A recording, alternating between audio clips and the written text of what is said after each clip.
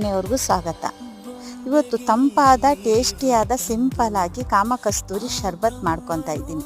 2 glass ನೀರು ಜಗ್ಗಲ್ಲಿ ಸೇರಿಸ್ಕೊತಾ ಇದ್ದೀನಿ. ಕಾಮಕಸ್ತೂರಿ ಬೀಜನ ನೆನೆಸ್ಕೊಂಡಿದ್ದೆ, ಅದ್ರ ಜೊತೆಗೆ ಒಂದು 3 ಏಲಕ್ಕಿ ಕೂಡ ಕುಟ್ಟಿ ಹಾಕ್ಕೊಂಡಿದ್ದೆ. 4 ಸ್ಪೂನ್ ಅಷ್ಟು ಸಕ್ಕರೆ ಕೂಡ ಸೇರಿಸ್ಕೊತಾ ಇದ್ದೀನಿ. 1 ಲಿಂಬೆಹಣ್ಣು ಕಟ್ ಮಾಡಿ ಹಿಂಡಿ ಹಾಕ್ಕೊತಾ ಇದ್ದೀನಿ. ಸ್ಪೂನ್ ಹಾಕಿ ಚೆನ್ನಾಗಿ ಕಲಾಯಿಸ್ಕೊತಾ ಇದ್ದೀನಿ. ಐಸ್ ಟ್ಯೂಬು 2 ಗ್ಲಾಸಿಗೆ ಸೇರಿಸ್ಕೊಂಡು ಶರ್ಬತ್ ಹಾಕ್ಕೊತಾ ಇದ್ದೀನಿ. ಈಗ ಅದರ ಮೇಲೆ ಡಿಸೈನ್ಗೆ ನಾನು ಪುದೀನ ಕೂಡ ಡಿಸೈನ್ಗೆ ಇಡ್ತಾ ಇದ್ದೀನಿ. ತುಂಬಾ ಚೆನ್ನಾಗಿತ್ತು. ಇದು ಬಾಡಿಯಲ್ಲಿ ತುಂಬ ತಂಪಾಗಿಟ್ಕೊಳ್ಳುತ್ತೆ. ನಮ್ಮ ತಲೆನೋವು ಆಗಲಿ, ಕಣ್ಣು ಉರಿ ಆಗಲಿ, ಉಷ್ಣ ಆಗಲಿ ಎಲ್ಲ ಕಮ್ಮಿ ಆಗ್ತಾ ಬರುತ್ತೆ.